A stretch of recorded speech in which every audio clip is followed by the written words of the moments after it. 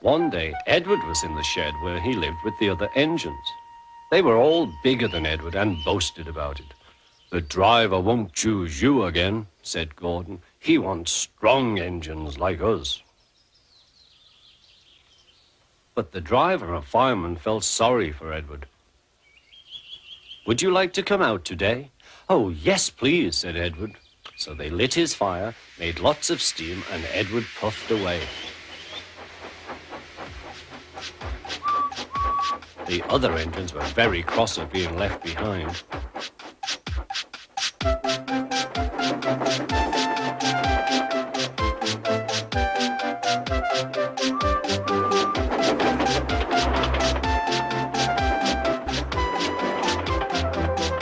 Edward worked hard all day. The coaches thought he was very kind, and the driver was very pleased.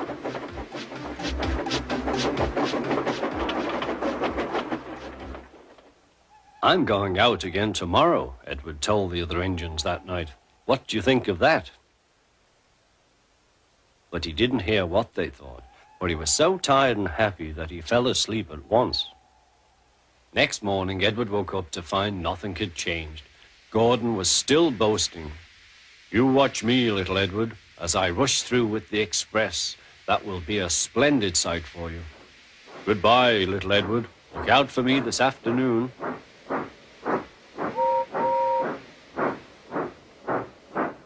Edward went off to do some shunting. He liked shunting. It was fun playing with freight cars. He would come up quietly and give them a push. Then he would stop and the silly freight cars would go bump into each other. "Oh," they cried, "whatever is happening?"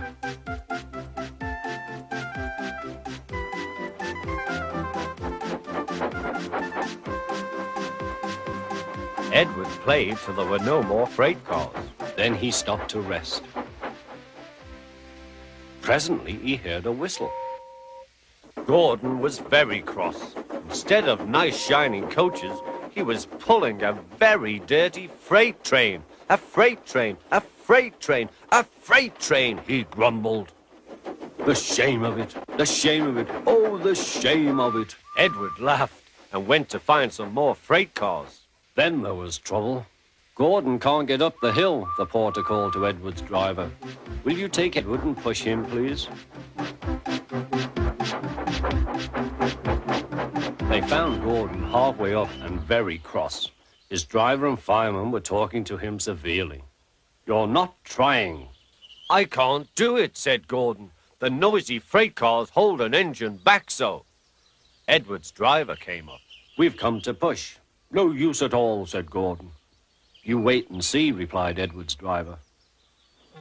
They brought the train back to the bottom of the hill.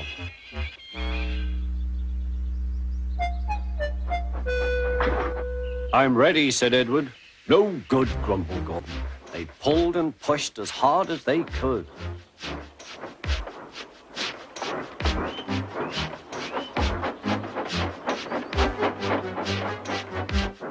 "I can't do it, I can't do it, I can't do it," puffed Gordon. "I will do it, I will do it, I will do it," puffed Edward.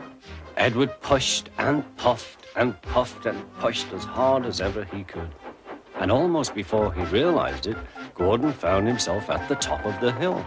"I've done it, I've done it, I've done it," he said proudly. He forgot all about kind Edward and didn't say thank you.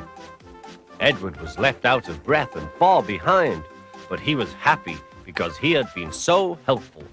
At the next station, he found that the driver and fireman were very pleased with him. The fireman gave him a nice long drink, and the driver said, "I'll get out my paint tomorrow and give you a beautiful coat of blue with red stripes.